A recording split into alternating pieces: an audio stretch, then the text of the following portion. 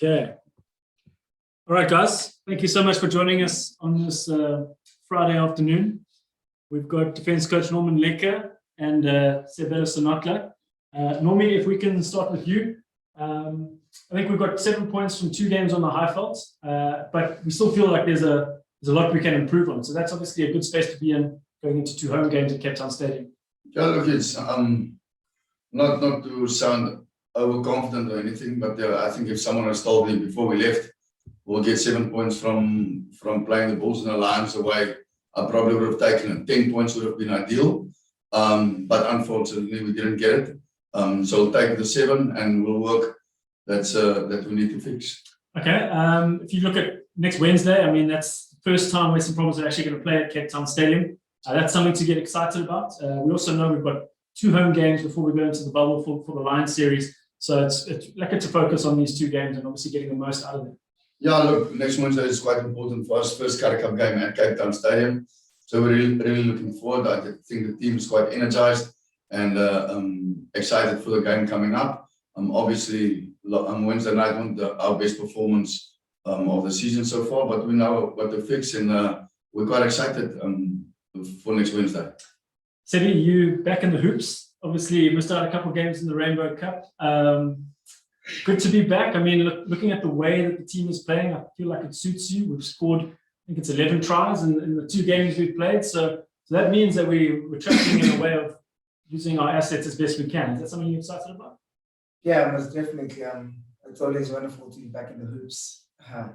Suspended for 4 games, which became 7 weeks, which is always tough for any rugby player, I guess, especially when you're not injured. So that was pretty tough. But yeah, I did a whole lot of work that, focused a lot on my deficiencies and stuff that I kind of lacked, and obviously focused on my strength, which is like my theme for this year. And the way we play, as you mentioned, goes hand in hand with where my strength lies, I believe. It's quite unfortunate that I haven't touched the ball as much as I would have liked to touch it. But it's nice that, the ball is going around, even though it's going to the other side.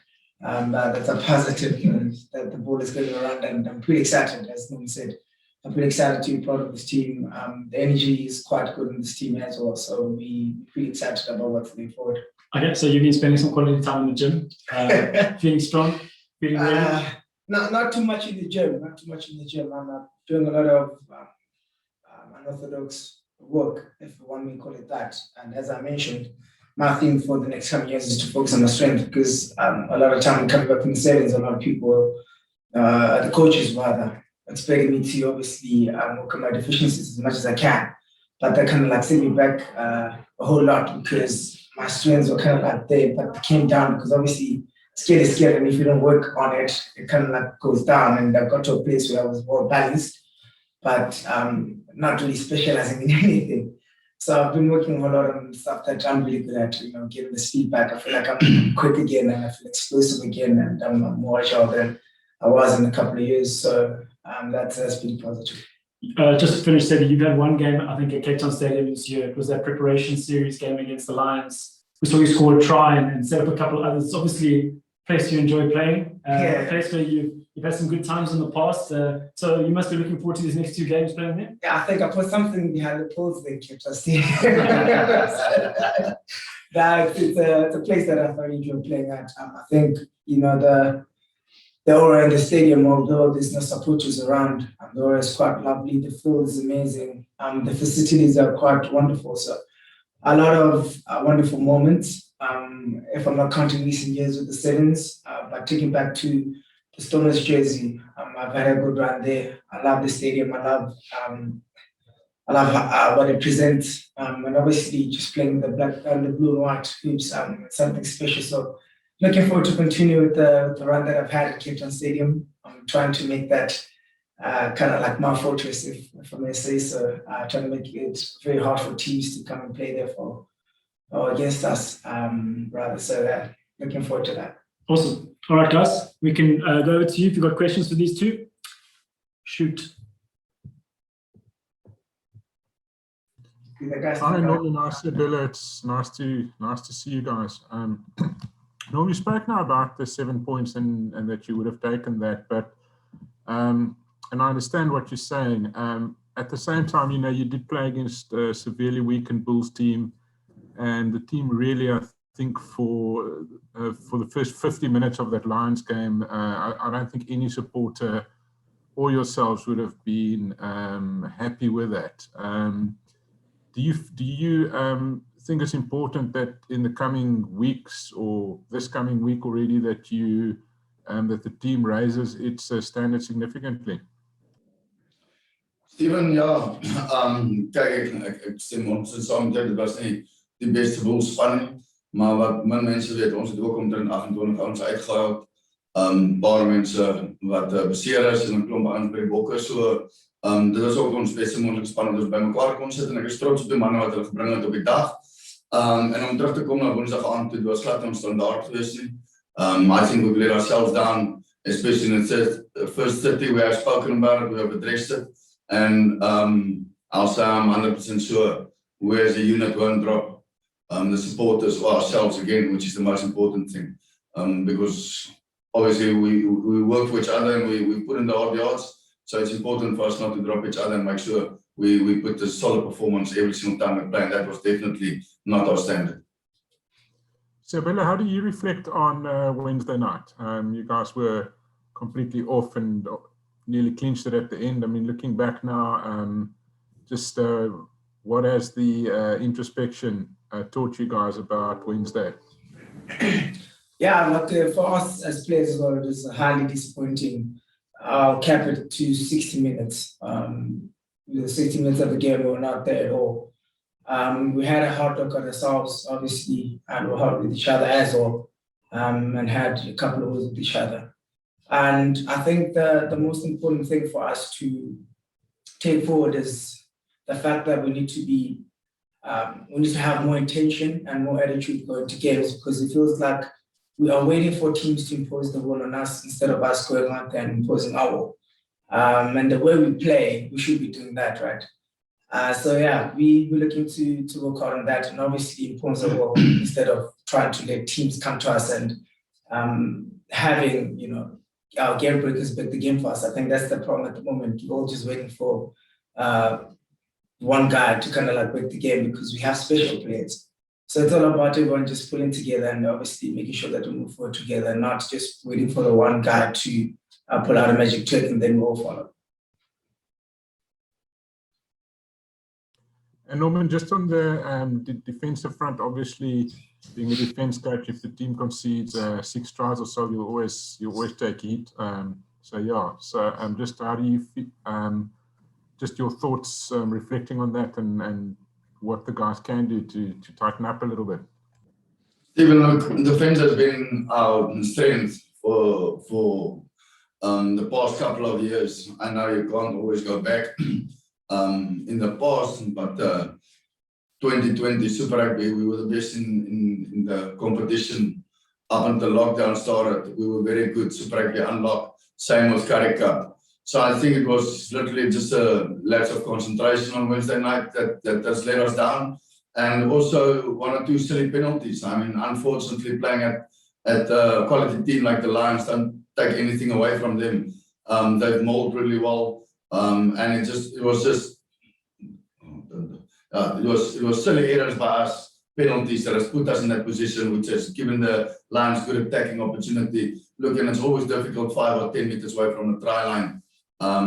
Because the refs are looking at a defensive team a bit more than an attacking team. So if one mistake leads up to another, then it's another penalty and it ends up being a yellow card, and then we conceded 21 points by playing with 14 men. So yes, Steve, is definitely not our standard, but like I mentioned earlier, the group of players that we have around here and the energy, I know for a fact it will be better on Wednesday night. Or not, for a fact I know it will be better, yeah. And the guys will bring it, that I can promise you. And are you guys getting any fit player, any guys coming back from injuries for that game? Yeah, there's a few guys returning. Tristan Lights, Edwell van der Merwe, Leoden Zas. Yeah, I think that's about the 3 that's coming. That came back after they've had the 10-day break. So yeah, those are the guys that could come up for selection. Seabelo, obviously you don't pick the team, but the possibility of playing with Edwill again and Sergil in a combination. I mean, Edwill has brought a heck of a lot to that team of late. Just your thoughts on that? Jesus, thank you God that I'm not picking that team. Because to be quite honest, man, on the back three, we're quite thick. There's a whole lot of players that, putting their hands up. As you mentioned, Edwill, the last couple of games for the Stormers has been amazing. I'm actually panicking because I'm playing him. But yeah, but it's been amazing, man. Just training with the guys and seeing the health competition between the squad and how guys are actually pushing each other for the jersey. It's amazing. I mean, like I said, we really think on the back three, whoever you put doesn't really matter. So pretty excited to see how that is going to unfold. Hopefully, I'm inside there to make it happen or to experience what we're talking about right now. Yeah, we kind of like have a very good back three at the moment. And guys are rotating and can play anyway. So I'm looking forward to seeing how that's going to pan out. Any other questions from anybody else? Yes, yeah, Mikey.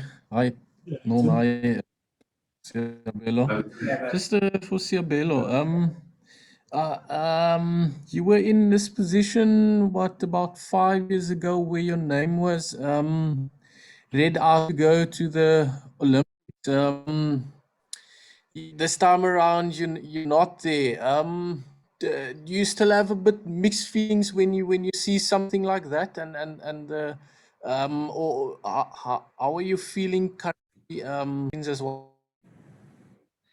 Nathan, I think I made that decision a long time ago. I think I made a very conscious decision on where to take my career in the next couple of years. I've always mentioned that my career is built in 3 phases. And we're in the 4th phase now, which 15 is going to be preference, and I'm just going to be playing 15s. The Olympics came in a time where a pandemic happened, where I was supposed to finish at the Olympics in an ideal world, but we're in 2021 and we're not in an ideal world, so everything just got carried over.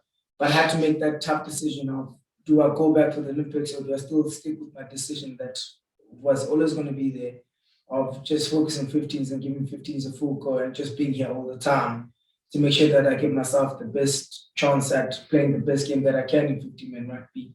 And that goes for a lot of things, not just structures, but basic conditioning, stuff to condition your body for 7s and 15s, because they require 2 different things. So you kind of like almost hovering at the middle the whole time, not conditioning your body for one. So I had to make that decision last time we went to lockdown, and I chose this path, and hopefully it works out for me. I'm wishing the guys all of the best that are going to Tokyo, or the list to go to Tokyo. I mean, like it's a wonderful place to be. And obviously, like, it's a dream come true for most of the guys. We all want to go to Olympics at some point in our lives.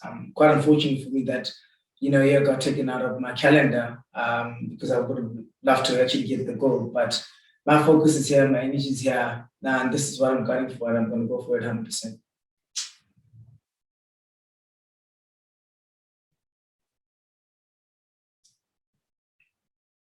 Any others, guys? Yeah, I've got one here for Seabelo. Seabelo, you see now how Roscoe made the switch similar to you and is now preparing for the British and Irish Lions series. Do you think that you are someone that can follow in the footsteps and try and replicate that success? Yeah, I think we not replicate. I don't believe in replication or trying to imitate any image. I think we're all different. Obviously, the concept will be the same, but we're all different, and our timings are different. I believe in processes, and obviously taking your time, and obviously in God's time, everything will fold over and present itself according to your will, I hope. But yeah, this is literally what I'm trying to do as well. You know, I'm trying to stick it in and trying to spend time here and try to give all that I can to the system first, because that's the first and foremost thing. I'm not thinking too far forward. And I know that if I really enjoy myself and enjoy my rugby, and obviously doing the best that I can, which I'm kind of like getting into now, I know things will happen. So that's what I'm trying to do. Yes, yeah, it's the same concept, but I'm trying to do it my way, and whichever way that is, I don't know. Only God can let that unfold. But yeah, that's what I'm trying to do.